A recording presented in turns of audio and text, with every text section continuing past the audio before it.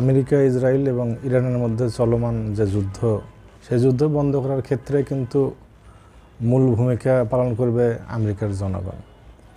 আমেরিকার জনগণ আর যাই হোক, তারা যখন দেখে যে নিজেদের গায়ে আঁচ লাগে, তখন তারা কিন্তু সরকারের বিরুদ্ধে বিক্ষোভ করে, বিদ্রোহ করে। এবং আমেরিকার কোনো সরকারই চায় না যে তাদের জনগণ তাদের বিরুদ্ধে ক্ষেপে যাক বা বিরুদ্ধে আচরণ করুক। তখন কিন্তু সরকার বাধ্য হয় যে যুদ্ধবিরতিতে যেতে বা যে কোনো সিদ্ধান্ত নিতে। শুধুমাত্র ইসরায়েলকে নিরাপত্তা দিতে যে আমেরিকা যুদ্ধ শুরু করেছে, সেই যুদ্ধে আমেরিকার অনেক বিবেকবান মানুষই চায় না যে এই যুদ্ধ দীর্ঘায়িত হোক, বা তারা এই যুদ্ধের আসলে কোনো মতেই পক্ষপাতী না। তো এই যুদ্ধ বন্ধ করতে বা যুদ্ধবিরতি কার্যকর করতে মূল ভূমিকা পালন করতে হবে মূলত আমেরিকানদেরই। আমেরিকানরা যখন এইখানে তাদের বিবেক বুদ্ধি খেটিয়ে তারা যদি চিন্তা ভাবনা করে, দেখা যাবে যে যুদ্ধবিরতি হয়ে যাবে। অন্যথায় সামনে যে ডোনাল্ড ট্রাম্পের যে রাজনৈতিক দল, রিপাবলিকান দল, সামনে যে নির্বাচন আছে, মধ্যবর্তী নির্বাচন, এই নির্বাচনে কিন্তু ব্যাপক ভরাডুবি হতে পারে। তো আমেরিকার জীবনযাত্রায় যখন জীবনযাত্রার মান বেড়ে যাবে, মানে ব্যয় বেড়ে যাবে, তখন কিন্তু তারা অটোমেটিক বাধ্য হবে যে এই যুদ্ধ বন্ধ করতে।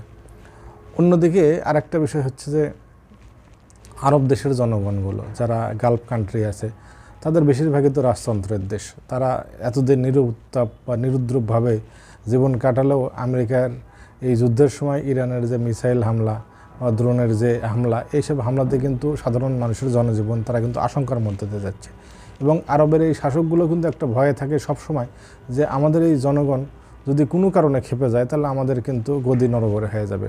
তো অতএব ইরান যতদিন এইসব আরব দেশগুলোতে মার্কিন বা ইসরায়েলি স্বার্থগুলোতে হামলা করতে থাকবে, ওই দেশের জনগণগুলো অনেকটাই মানে দিক বিদিক শূন্য হয়ে যখন জনগণ সরকারের বিরোধিতা শুরু করবে, তখন দেখা যাবে যে এই আরব দেশগুলোর চাপেও কিন্তু আমেরিকা বাধ্য হবে সেই যুদ্ধবিরতিতে আসতে।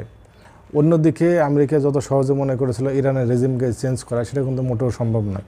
ইরানিরা হয়তো বা খামেনিকে পছন্দ করে না অনেকেই, কিন্তু দেশের স্বাধীনতা সার্বভৌমত্বের প্রশ্নে কিন্তু তারা এক।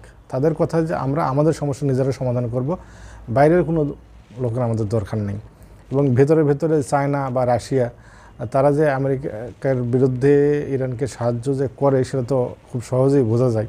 কিন্তু এই বিষয়টা যত তাড়াতাড়ি মানে সার্ফেসের উপরে আসবে, আমার মনে হয় যুদ্ধবিরতিটা তাড়াতাড়ি কার্যকর হবে। তো যুদ্ধবিরতি কার্যকরের মূল বিষয় হচ্ছে এই আরব দেশগুলোর সাধারণ জনগণের ক্ষেপে ওঠা এবং আমেরিকার যে সাধারণ জনগণ আছে তাদের বিদ্রোহ, এবং সেই সাথে চীন এবং রাশিয়ার ভূমিকা। এই সবগুলো যদি একসাথে হয়, তখন দেখা যাবে যে যুদ্ধবিরতিটা খুব তাড়াতাড়ি কার্যকর হবে।